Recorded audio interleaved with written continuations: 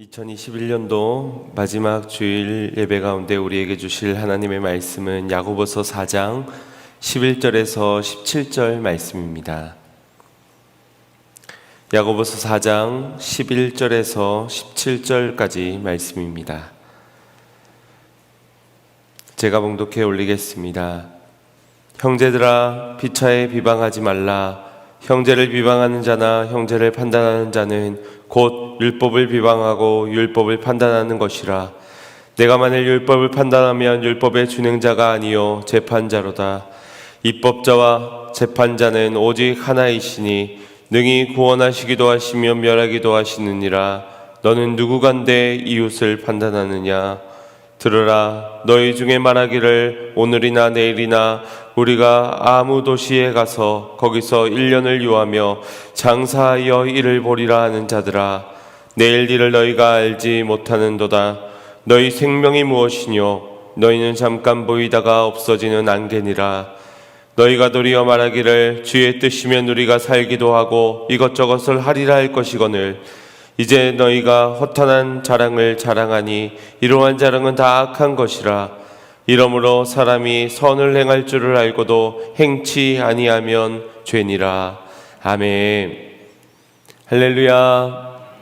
어느덧 2021년도 마지막 주일을 맞이하게 되었습니다. 오늘도 어느 주일과 다름이 없는, 그럼에도 또한 특별함의 은혜가 넘치는 그런 축복된 은혜 넘치는 거룩한 주일을 보내시기를 주님의 이름으로 축복합니다. 사람은 누구나 계획을 가지고 살아갑니다.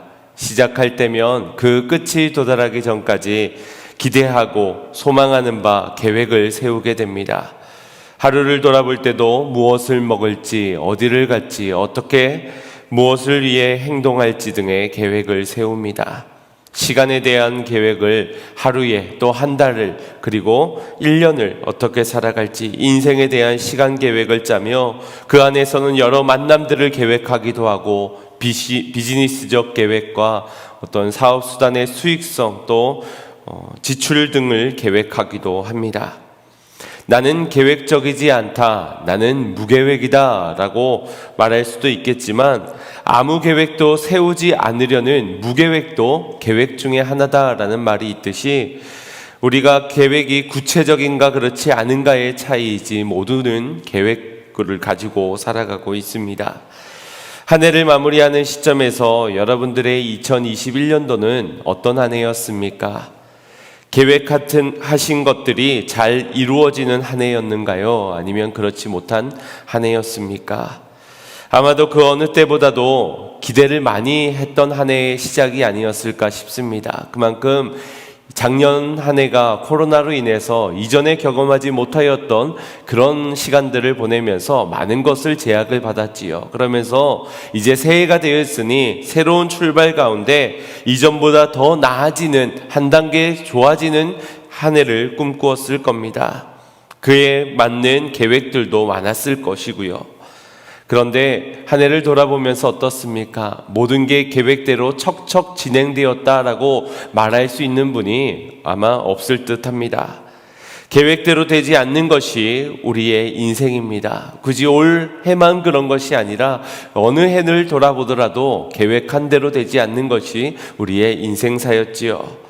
그래서 삶의 자리에서 누구도 예외 없이 낙심하게 되고 실망하게도 되는 것입니다. 지금보다 더 나은 내일을 기대하며 세웠던 많은 계획들, 건강에 대한 계획, 사업에 대한 계획, 또 노후에 대한 계획, 관계에 대한 계획 등 여러 가지의 계획들이 세워졌지만 뜻대로 되지 않게 되면서 누구나 실망의 순간들을 경험하셨을 겁니다. 그 실망이 싫어서 기대하지 않으려는 분들도 계셨을 것이고 계획을 세우지 않으려고 노력한 분들도 있었을 겁니다. 또 신앙적으로 볼 때 우리가 계획을 세우는 것은 믿음이 없는 것처럼 생각하는 분도 계십니다. 내 계획이 많으면 하나님의 인도를 받을 수 없다라고 말하며 계획할 필요가 뭐 있습니까? 그저 하나님의 뜻대로 살면 됩니다 라고 말을 하는 겁니다. 그러나 하나님의 뜻대로 살아간다는 것이 아무 계획 없이 막무가내로 살아가는 것을 뜻하는 것은 아닙니다. 하나님을 신뢰한다는 이유로 우리의 생활이 무질서하고 무계획적이기를 하나님께서 원하시는 것이 아니라는 것입니다. 분명 계획을 세운 것이 계획을 세우지 않은 것보다는 더 나은 결과들이 있을 겁니다. 그러니 계획 자체가 문제가 되는 것은 아니라는 것입니다. 지지난주 수요 예배 말씀 가운데서 김동욱 목사님을 통해서 느헤미야에 대해서 말씀이 전해졌지요. 느헤미야는 매우 계획적인 사람이었습니다. 아닥사스다 왕으로부터 그가 슬픈 기색을 띠게 되고 왜 그렇게 슬픈 기색을 띠게 되었느냐 물었을 때에 그는 주저하지 않고 자신의 고국에 들어가 성벽을 재건해야 한다는 계획들을 알아내게 됩니다. 분명한 계획을 가지고 있었기에 왕의 물음 가운데서 주저하지 않고 자신의 계획을 설명할 수 있었던 것입니다. 그리고 그 계획을 들은 아닥사스다 왕은 이를 허락한 것뿐만 아니라 여러 가지의 도움까지 주게 됩니다. 그의 계획은 단순히 자신의 지식적으로 경험적으로 세웠던 계획이 아니었습니다. 성경이 기록하고 있는 시점을 통하여서 알 수 있듯이 4개월이라는 시간을 통하여서 느헤미야는 울며 금식하며 기도하는 시간을 보내었습니다. 결국 그 4개월의 기도하는 시간을 통하여서 세웠던 계획이 하나님의 뜻 가운데서 하나님의 도우심 가운데서 아닥사스다 이웃나라의 왕을 통하여서도 도움을 받으며 척척대로 계획대로 진행될 수 있었던 것입니다. 그의 계획이 4개월 만에 완성되어진 것 때문에 움직인 것이 아니라 하나님의 때가 이르기를 기다렸고 기다리던 중 그 때가 왔을 때에 주저하지 않고 계획한 대로 움직였던 것입니다. 이것이 바로 우리가 닮아가야 하는 계획적인 인생이라 보여집니다. 내가 내 지식을, 내 경험을 의지하는 것이 아니라 기도하며 하나님의 뜻을 구하는 가운데 주의 도우심 그리고 하나님의 때에 움직여질 나를 위한 계획들을 세워가는 인생이 되어야 할 줄 믿습니다. 하지만 많은 경우 우리는 기도하면서도 자기 정욕대로 구할 때가 많지요. 마찬가지로 계획을 세울 때도 우리의 정욕대로 계획을 세울 때가 많을 겁니다. 또한 나 자신의 지식과 경험을 신뢰하여 교만한 나머지 오직 나만을 의지하고 나의 생각이 옳다라는 그런 교만한 계획이 문제가 되어지는 것입니다. 올해 마지막 주일 예배를 드리면서 우리의 계획은 어떠하였는지를 다시 한번 더 점검해 볼 수 있기를 소망합니다. 나의 계획은 어디로부터 시작된 계획이며 어디를 향해 무엇을 위해 가고 있던 계획이었는지, 그래서 다가오는 새해에 우리가 세워야 하는 계획이 어떠한 계획이 있는지 우리가 이것을 깨닫고 결단하는 은혜가 저와 여러분에게 있기를 간절히 소망합니다. 우리 본문 13절 14절 말씀 합독하겠습니다. 시작. 들으라, 너희 중에 말하기를 오늘이나 내일이나 우리가 아무 도시에 가서 거기서 1년을 유하며 감사하여 이를 보리라 하는 자들아, 내일 일을 너희가 알지 못하는도다. 너희 생명이 무엇이뇨? 너희는 잠깐 보이다가 없어지는. 아멘. 여기 야고보 사도가 말하는 너희는 이라는 것은 예수님을 믿는 사람, 믿음의 형제들을 가리키는 것입니다. 즉 하나님의 뜻 가운데서 은혜를 입고 부르심을 입은 그들을 하나님께서 예수 그리스도로 인하여서 그들의 삶의 방향을 이미 정하임을 받은 자들을 가리키고 있는 것입니다. 그런데 그런 믿는 자들, 인생의 방향이 정해져 있는 그들이 오늘이나 내일이나 어떤 도시에 가서 거기서 1년을 머물며 장사하여서 이를 보리라, 이익을 보리라 하는 자들이 있다라고 말하고 있는 겁니다. 자신의 인생의 찬란한 때를 고대하면서 철저한 계획들을 세우고 내일을 기대하는 자들, 그런 자들이 그리스도인들 중에 있다라는 것입니다. 이 13절 말씀을 자세하게 살펴보면 육하 원칙에 의거하여서 철저하게 계획되어져 있음을 보게 됩니다. 누가, 우리가, 그리고 언제, 오늘이나 내일, 어디서입니까? 아무 도시나 어떤 도시에 가서 무엇을 장사를 어떻게 1년을 머물면서 왜 보기 위해 이익을 보기 위해서 남기기 위하여 이와 같은 계획을 세우는 겁니다. 어떻습니까? 여러분의 눈으로 볼 때 이 정도면 성공할 만한 계획이라고 보여지지 않습니까? 나름 지식도 있어 보이고 사업적 수단도 있어 보이고 경험도 지혜도 있어 보이는 그런 계획입니다. 세상적으로 볼 때 흠을 찾아볼 수 없을 만큼의 부족함이 없어 보이는 좋은 계획이라는 겁니다. 앞서 말씀드린 대로 철저하게 계획을 세운 것 그 자체가 문제가 되는 것은 아니라는 겁니다. 그렇다면 믿는 자들이 사도 바울처럼 복음을 증거해야지, 전도자가 되어야지 장사를 하여서 돈을 벌려는 그것이 문제이겠습니까? 그렇지 않습니다. 그 역시도 문제가 되는 것이 아닙니다. 다만 지금의 이 인생의 빛나는 계획, 철저한 계획 가운데 어디에도 하나님은 없다라는 것입니다. 자신의 완벽해 보이는 이 계획 가운데서 하나님의 뜻, 하나님의 인도하심, 하나님의 계획하심은 전혀 살펴볼 수가 없다는 것을 지금 야고보 사도는 지적하고 있는 것입니다. 시편 127편 1절 말씀에 여호와께서 집을 세우시지 아니하신다면 세우는 자의 수고가 헛되며 여호와께서 성을 지키시지 아니하면 파수꾼의 경성함이 허사로다라고 말씀하셨습니다. 자칫 우리가 집을 세울 수 있다고 충분히 내 계획만으로도 완벽한 성을 세우며 지켜낼 수 있다라고 생각한다면 그 모든 수고가 헛되고 허사라고 말씀하는 겁니다. 사랑의 교회 고 옥하는 목사님께서 한국교회의 영적 상태를 보시면서 세 가지를 말씀하신 적이 있습니다.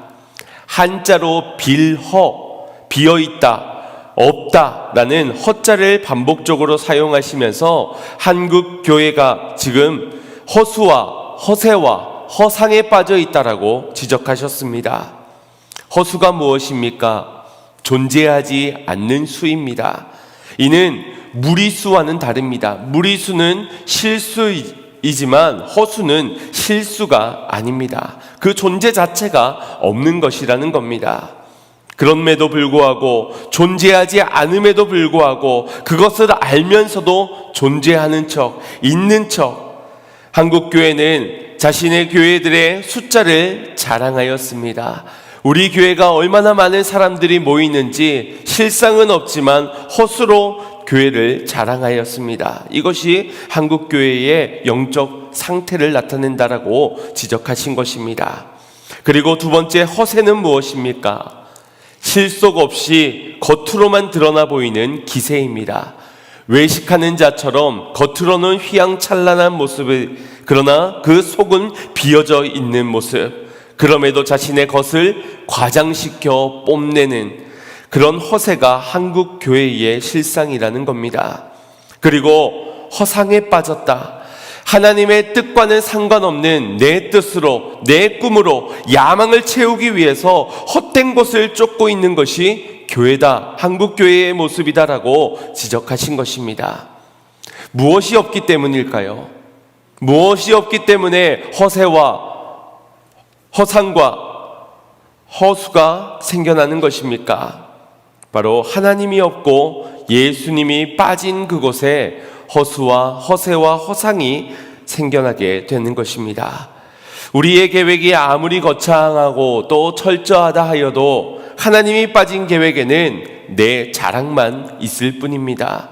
내가 내 지식으로, 내 계획대로, 내 뜻하는 대로 진행하였는데 거기에 하나님이 받을 영광이 어찌 드러날 수 있겠습니까?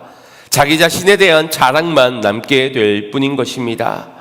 자신이 세운 계획이 이루어지지 않으면 문제된다라고 말하겠지만 이루어지더라도 그것이 더 큰 문제인 것은 자신이 모든 영광을 취하게 되기 때문입니다. 그래서 야고보 사도는 너희 중에 하나님 없는 허탄한 계획을 세우는, 그리고 그 계획대로 집착하며 살아가는 자들아 들으라 라고 13절에 말씀하고 있는 겁니다. 무엇을 들으라고 말씀하고 있는 겁니까?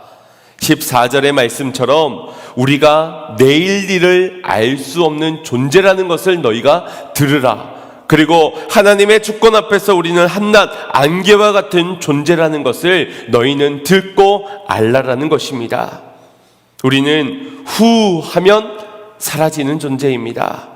자신의 내일조차도 내가 오늘을 살아서 내일을 준비해가고 척척 진행될 것처럼 그렇게 내가 주도하여 내가 살아가지만 내일 일을 아무것도 보장받지 못한 채 살아가는 존재라는 겁니다. 우리는 은혜되는 말씀, 약속의 축복의 말씀들을 들어야 하지만 또한 우리를 이처럼 자각시켜주는 책망의 말씀도 들을 수 있어야 합니다. 왜냐하면 지금의 내 위치, 내 상태, 내 방향이 허수이진 않은지, 허세와 허상에 빠져 있지는 않은지 알지 못한다면 빠르게 달려가면 오히려 그 속도가 우리의 인생에 해가 되기 때문입니다. 그래서 우리는 들어야 합니다. 하나님의 말씀을 힘써 들어야 합니다. 그 말씀 앞에서 나의 모습을, 나의 실태를 파악할 수 있어야 한다는 것입니다. 그래야 보다 나은 내일이 있고 그 말씀에 희망이 있고 그 말씀에 소망이 있고 그 말씀에 생명도 있는 것입니다. 이에 야고보 사도는 좋은 말로 타일르지 않습니다.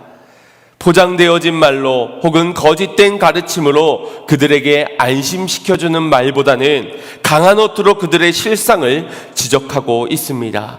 가늠하는 여인들이여, 세상과 어찌 버타여 살려고 하느냐? 두 마음을 품고 살아가지 마라. 너희의 정욕대로 살아가는 것이 하나님과 원수됨임을 너희는 알지 못하느냐? 너는 누구냐? 잠깐 보이다가 없어지는 안개니라. 이 말씀 앞에 우리가 나는 야고보 사도랑 알지도 못하는 사람이고 얘기를 나눠본 적도 없고 나를 보지도 못했으니까 나는 아니겠지라는 것보다는 나는 어떠한가? 지난날의 나의 계획 가운데서, 나의 뜻 가운데서 혹시 주님이 빠져있지는 않았는가? 나의 정욕대로 구하고 정욕대로 계획하며 교만한 채 살아가고 있지는 않았는가? 이렇게 돌아보는 것이 은혜인 줄 믿습니다. 우리가 오늘의 말씀의 제목을 기억하길 원합니다. 보리라 하는 자들아 착각하지 말라. 우리는 착각하지 말아야 합니다. 주님 없이도 보리라고 생각하는, 주님이 없이도 볼 수 있다라고 여기는 착각 속에서 빠져나와야만 합니다. 우리가 정말 보기를 원해야 하는 것은 세상에서의 성공, 내 계획대로 이루어진 이후에 얻을 그 이익이 아니라 우리의 실상입니다. 허수가 가득했던 나를, 허세가 가득한 허상으로 뒤덮여진 내 인생, 내 안에 더러운 것들을 볼 수 있어야 할 것입니다. 이를 위해 오늘 야고보 사도는 하나님 없는 인생길을 계획하며 걸어갔을 때에 나타나는 두 가지의 특징을 우리에게 말씀해 주고 있습니다. 11절 말씀 합독하겠습니다. 시작.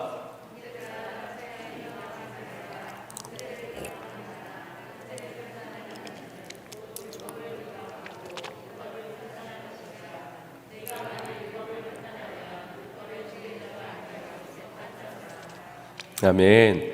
우리가 보리라 하면서 착각 속에 빠져 있을까봐 자세하게 우리의 삶의 모습 중 하나인 바로 형제를 비방하는 그 특징으로 너희가 너희의 인생길을 하나님 없이 계획하고 있다는 것을 말씀해 주고 있습니다.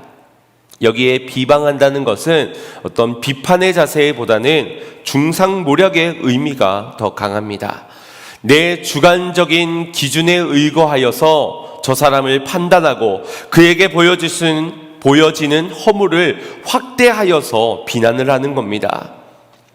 왜 같은 믿음의 형제들 안에서 하나님을 믿고 예수 그리스도를 따르기로 결단하여 모여진 이 지체들 가운데서 서로의 비방이 일어나게 된 것이겠습니까? 이것은 바로 이런 의미입니다.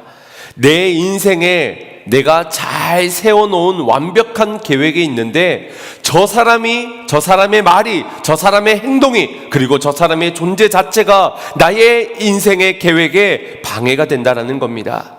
이대로 두었다가는 이 계획에 걸림돌이 되어서 걸리적거리게 되어서 내가 실패하게 될 수도 있겠다. 그런 생각에 그 장애물을 치워야겠다라고 비방하는 것입니다.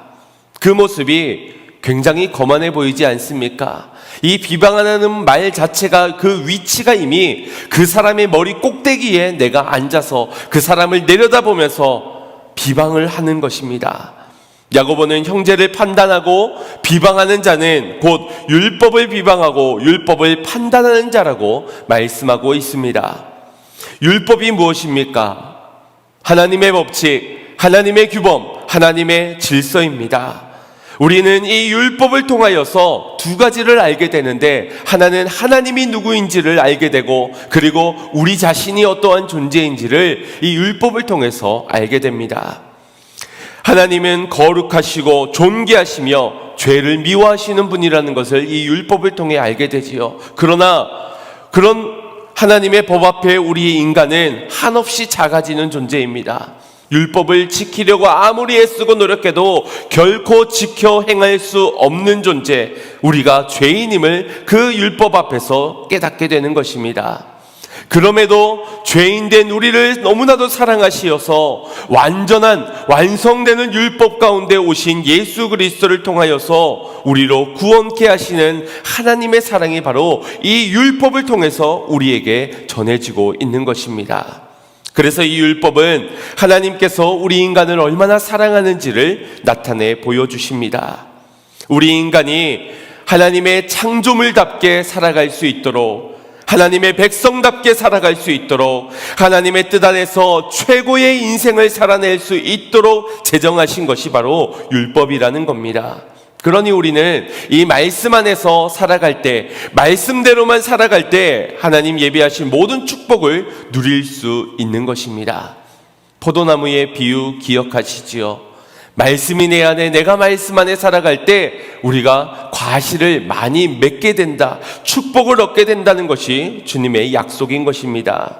그런데 형제를 비방하고 판단한다면 우리를 위해 주신, 사랑하기 때문에 주신 축복의 그 율법을 오히려 우리가 비방하고 판단하는 것과 같다라고 말씀합니다. 율법의 핵심이 무엇입니까? 하나님을 사랑하고 내 이웃을 사랑하는 것이 핵심이지요. 그런데 형제를 비방하는 것은 곧 하나님의 사랑을 거부하고 이웃을 사랑하는 것도 거부한 채 나만 사랑하겠다는 겁니다.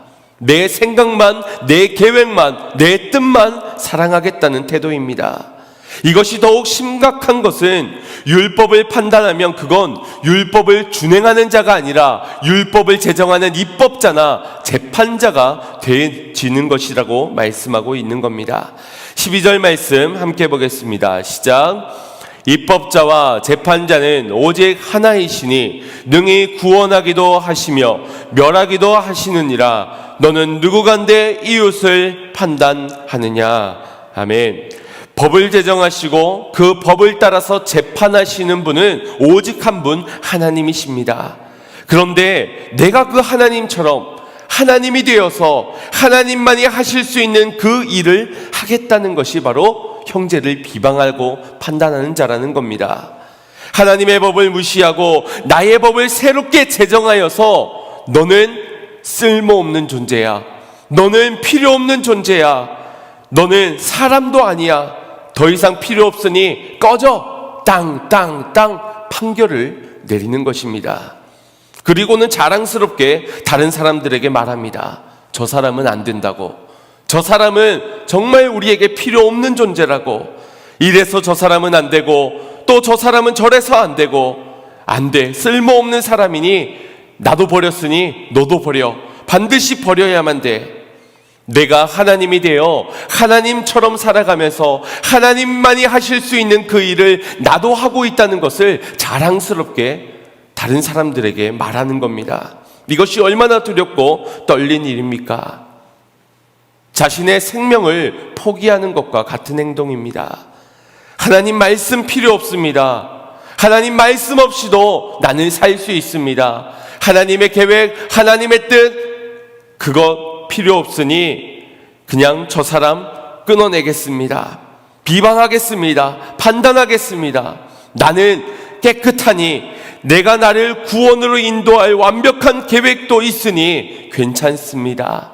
내가 하면 되니 주님은 없어도 됩니다. 이것이 바로 형제를 비방하는 자의 태도라는 것입니다. 이런 우리의 교만함을 잠언서 기자는 이렇게 말해주고 있습니다. 잠언 16장 1절에서 3절 말씀입니다. 시작.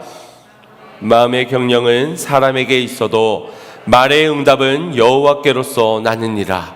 사람의 행위가 자기 보기에는 모두 깨끗하여도 여호와는 심령을 감찰하시느니라.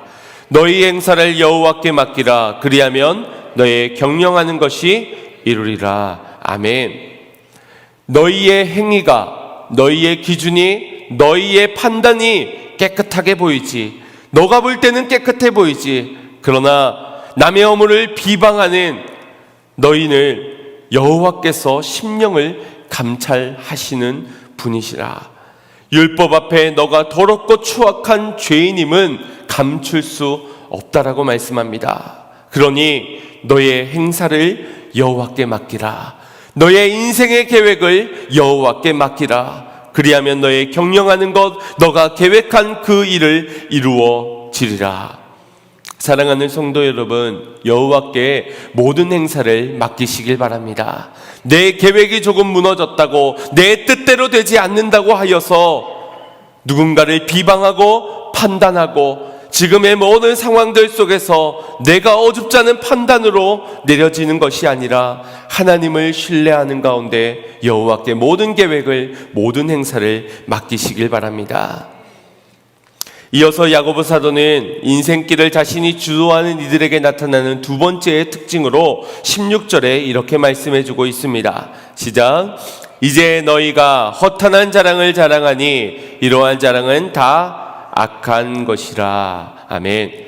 허탄한 자랑을 자랑한다라고 말합니다. 꼭 누군가에게 가서 나 잘했지, 나를 뽐내고 소문내는 것만이 자랑이 아닙니다. 나타나는 결과들을 보면서 역시 내 생각이 옳았어, 그것 봐, 내 계획대로 하니까 되잖아, 역시 나는 지혜로워, 내 말만 들으면 자다가도 떡이 나와, 그때 예배 안 하길 잘했어, 그때 헌신하지 않겠다고 고사하길 잘했어, 그 사람과 연을 끊기를 잘했어, 그때 비판하며 비방하며 내가 지적하기를 잘한 것이야. 다시 한 번 더 그런 일이 있다면 나는 동일하게 행동하겠어.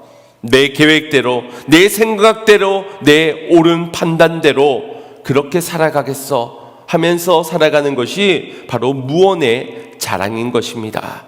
스스로의 뜻이 자랑스럽게 생각되어지니 말씀대로 말고 순종의 길 말고 주님의 뜻을 구하지 않아도 되는 그 성공의 길을, 세상에서의 성공의 길을 선택하는 것입니다. 야고보 사도는 이러한 자랑이 다 허탄한 것이요 다 악한 것이라고 말씀합니다. 하나님 없는 성공은 다 악한 것입니다. 하나님 없는 계획은 어떠한 모양으로도 선할 수가 없는 것입니다. 17절 말씀입니다. 이러므로 사람이 선을 행할 줄 알고도 행치 아니하면 죄니라. 무엇이 선입니까? 착한 일을 하는 것, 누군가를 도와주는 선행, 그것이 아니라 여기에서의 선은 하나님의 말씀의 입법자가 되거나 재판장이 되는 것이 아니라 그 말씀대로 준행하는 삶을 살아가는 삶이 곧 선이라고 말씀하고 있는 것입니다. 말씀 앞에서 겸손히 준행자로 살아가는 자는 생명을 얻어 살게 되지만 그 말씀 앞에서 교만히 행하여 입법자가 되고 판결자로 살아가게 되면 그 죄로 인한 심판을 당하게 되는 것입니다. 사랑하는 성도 여러분, 올 한 해를 돌아보면서 여러분은 선을 행하셨습니까? 아니면 죄를 지으셨습니까? 여러분에게는 주님께서 허락하여 주신 그 관계, 그 만남, 그 자리에서 하나님의 뜻을 구하며 기도하는 가운데 선을 쫓으셨습니까? 아니면 비방의 말들로, 판단의 말들로, 내 뜻대로 허탄한 자랑으로 죄를 지으며 살아가셨습니까? 하나님의 말씀은 우리를 살게 하고 우리를 풍성케 하며 우리를 승리케 합니다. 우리가 무엇이 생명인 줄 알고 무엇이 선인 줄 알고 무엇에 승리가 있고 생명이 있는 줄 알면서도 그것을 행치 아니하면 그것은 죄인 것입니다. 주의 말씀 앞에서 너희를 낮추라. 그리하면 주께서 너희를 높이시리라. 누가 가장 겸손한 사람일까요? 난 못해요, 난 부족해서 할 수 없어요 라고 말하는 사람이 아니라 하나님, 주님의 뜻이 무엇입니까? 주님의 뜻이라면 가겠습니다, 감당하겠습니다, 행하겠습니다. 주님의 뜻을 구하며 그 뜻에 순종하는 자가 겸손한 사람일 겁니다. 그렇다면 누가 가장 교만한 사람이겠습니까? 하나님의 말씀과는 상관없는 인생의 계획을 세워가며 자기의 소신에 옳은 대로 그 뜻에 옳다 여겨지는 대로 행하는 사람, 목이 곧은 그 사람이 바로 교만한 사람입니다. 말씀의 자리에서 내 생각대로 계획하고 내 생각대로 해답을 얻으려는 사람, 그 사람이 바로 가장 교만한 사람인 것입니다. 여러분이 정말 하나님 없이 살아갈 수 없는 존재요, 말씀을 떠나서는 살 수 없는 존재임을 믿으신다면 제발 기도하시길 바랍니다. 기도하고 말하기 바랍니다. 기도하고 결정하시길 바랍니다. 말씀 앞에 나를 비추어 보고 말씀 안에서 돌이키면서 기도하고 말하시길 바랍니다. 하나님이 무엇을 기뻐하시는지, 무엇을 원하시는지, 나를 왜 인도하셨고 왜 나에게 저 사람을 붙여주셨는지, 왜 내게 이 길을 허락하여 주셨는지 하나님 빼고 생각하고 말하지 말고 하나님 중심으로 생각하고 말하기 바랍니다. 비방할 게 있어도, 판단하게 되는 게 있더라도, 자랑하고 싶은 것들이 있더라도, 이 계획이 멋져 보이고 저렇게 하면은 성공할 것처럼 보여진다 하여도 하나님의 사람이라면 반드시 먼저 말씀 앞에 서야 합니다. 그리고 기도하면서 하나님의 뜻을 따라 살아가야 합니다. 어린아이의 손에 현금 한 뭉치가 들려져 있는 것이 좋겠습니까? 아니면 그 아이의 부모의 손이 붙들려져 있는 것이 좋겠습니까? 여러분의 손은 무엇을 더 붙잡고 싶어 하고 계십니까? 부귀영화를 붙잡는 것이 좋겠습니까? 아니면 우리를 너무나도 사랑하신 나머지 인간의 몸을 입고 이 땅에 오시어서 십자가에 못 박혀 못자국 난 그 손을 붙잡기를 원하고 계십니까? 내가 입법자가 되고 내가 재판자가 되어 누군가를 비방하고 판단하며 내가 더 위의 사람처럼, 더 옳은 의로운 사람처럼 사는 것이 좋겠습니까? 아니면 안개 같은 우리의 인생에서 영원한 약속을 주시며 선한 길로 인도해 주시는 생명의 말씀 앞에 준행하는 자가 되는 것이 좋겠습니까? 여러분이 믿음 가운데 무엇이 선인 줄을 안다면 더 이상은 죄를 짓지 말고 선을 행하는 삶을 살아가기를 간절히 소망합니다. 우리의 계획을 주님 앞에 내어드리고 주님의 선하신 뜻을 따라 쫓는 인생들이 다 되시기를 주님의 이름으로 축원드립니다. 우리 그리스도인들에게 이와 같은 축복이 허락되어져 있습니다. 잠언 16장 9절 말씀에 사람이 마음으로 자기의 길을 계획할지라도 그 걸음을 인도하시는 자는 여호와시니라. 아멘. 그래서 내가 계획해도 되겠네, 내 마음대로 계획해도 어차피 내 발걸음을, 내 길을 인도하실 분이시기 때문에 내가 계획해도 괜찮겠네 라고 안심하실지도 모르겠습니다. 그러나 우리의 계획이 한없이 부족한 것을 우리가 알고 겸손히 선다면 이 말씀이 얼마나 축복의 말씀이요 우리에게 힘이 되는 기쁨의 말씀인지를 알고 우리는 우리의 걸음을 인도하시는 그분의 뜻을 구하는 태도가 있어야 할 줄 믿습니다. 저는 이 말씀을 대할 때에 항상 연결지어서 생각해보는 말씀이 있습니다. 욥기 23장 10절 말씀에 나의 가는 길을 오직 그가 아시나니 그가 나를 단련하신 후에는 내가 정금같이 나아오리라. 아멘. 단련하고 정금과 같이 되는 그 자리가 얼마나 고되고 힘들겠습니까? 얼마나 피하고 싶은 자리겠습니까? 거기에 있다가는 타 죽을 것 같은데, 거기에 더 머물렀다가는 내 인생이 실패할 것 같은데, 그런데 우리의 길을 인도하시는 그분께서 인도하시는 자리가 바로 그런 자리라는 겁니다. 때로는 이해되지 않는 사람과 함께 묶여지기도 하고요, 또 믿음으로 살아가지만 좀처럼 해결되지 않는 문제 속에 답답함의 자리가 바로 그 자리입니다. 그러나 그 걸음을 인도하시는 여호와께서 나의 가야 할 길, 나의 가는 길을 아시나니 그가 나를 단련하신 후에 점금과 같이 만드실 것을 믿는다면 우리는 그 길대로 걸어가야 할 줄 믿습니다. 선하신 길이라면, 선하신 뜻 가운데 내게 허락하신 그 길이라면 우리는 그 길을 걸어가야 하는 것입니다. 주님께서는 우리에게 감당할 시험만을 주시고 시험을 당할 즈음에 피할 길을 내어 주신다 하셨습니다. 착각하지 마십시오. 그 피할 길은 우리가 부귀영화를 누릴 수 있는 고통과 연단과 정금과 같이 되는 그 어려움이 있는 자리를 말하는 것이 아닙니다.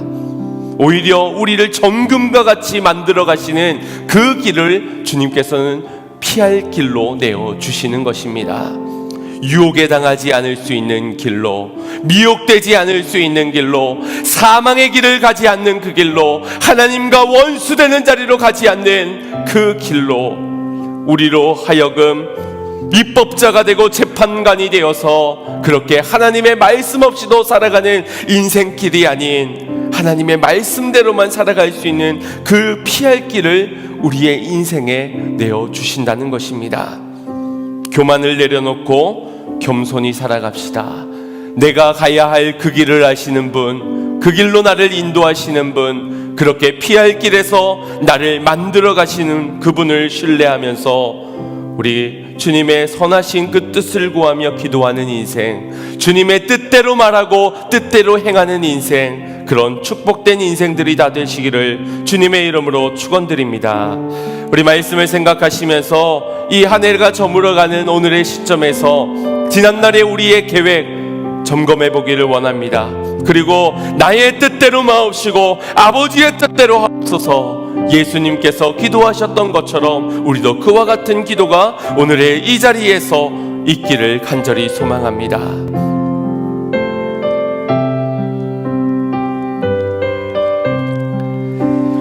내일 일은 난 몰라요. 하루하루 살아요. 불행이나 여행함도 내 뜻대로 못해요.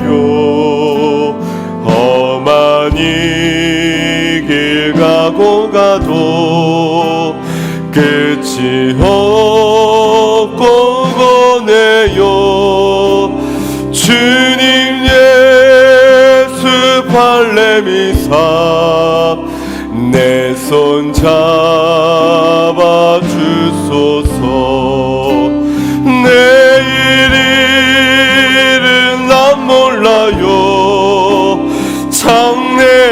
장래일도 몰라요. 아버지여 날 붙드사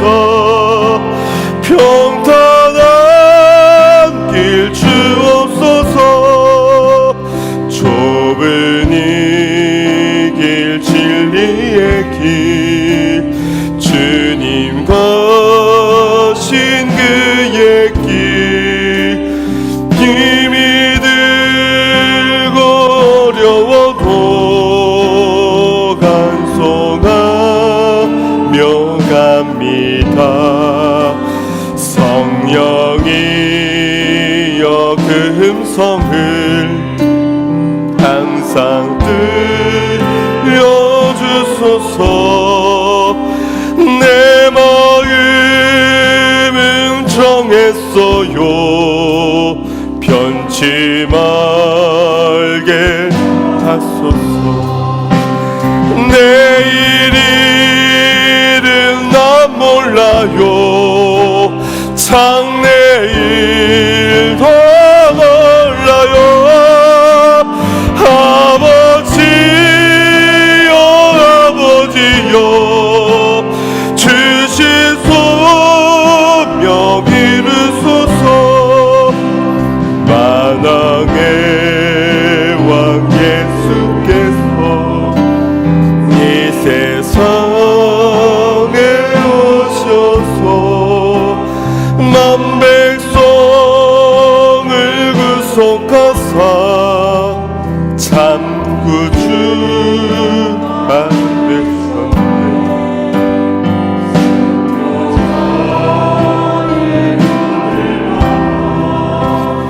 나의 믿음 지키고 순교자의 신앙 따라 이 복음을 저 불과 같은 성령이여 내 마음에 항상 계셔. 천국 가는 그날까지 주여 불과 같은 성령이여 불과 같은 성령이여 내 마음에 항상 계셔. 천국 가는 그날까지 주여 지켜주옵소서.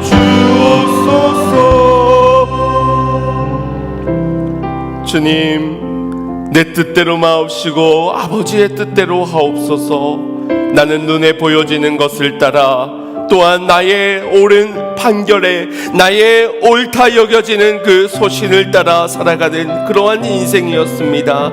하나님의 뜻이 그 선을 알고면서도 그 뜻대로 행하지 못하는 죄를 범하며 살았던 교만한 인생이었습니다. 주여, 주 예수 그리스도께서 이 땅에 나심의 이유가 무엇인지를 주여 우리가 다시 한 번 더 생각해 봅니다. 나로서는 율법 앞에 죄인된 자로 살아갈 수밖에 없기 때문에 주님께서 이 땅에 오시어서 그 율법을 완성하여 주셨건만 우리는 그 주님이 필요 없다고, 그 율법이 내게는 더 이상 필요 없고 내 스스로가 나를 깨끗게 정결케 할 수 있으니 형제를 비방하고 판단하는 일에 앞섰습니다. 우리가 이 마지막 한 해를 보내면서 회개해야 될 줄 믿습니다. 형제를 비방하고 판단하였던 내 뜻을 앞세워서 내 소신에 옳은 대로 살아갔던 인생, 그것을 회개하는 시간이 되어야 할 줄 믿습니다. 우리 이 시간 주여 한번 무릎 꿇고 합심하여 기도하겠습니다. 주여, 아버지, 아버지, 아버지, 아버지, 하나님의 말씀을 아버지 하나님의 그냥 영식에만 옳고 좋은 것으로만 판단한 채 여전히 나 안에는 내가 입법한, 내가 세워진, 내가 옳다고 정의되는 그 선의 기준들이 있었습니다. 그래서 내가 옳은 대로 판결하여 나의 인생길을 계획해 보았고, 내가 앞장서서 걸어가며 기도하면서도 내 뜻대로 해달라고, 아버지의 뜻대로 마옵시고 내 뜻대로 해달라는 기도가 전부였습니다. 그런 우리의 허탄한 자랑 가운데서 누군가를 비방하고 누군가를 판단하였던 지난날의 나의 교만한 모습들을 주여 용서하여 주시고 내 뜻대로 마옵시고 아버지의 뜻대로, 성령의 뜻대로 나를 붙잡아 주시옵소서.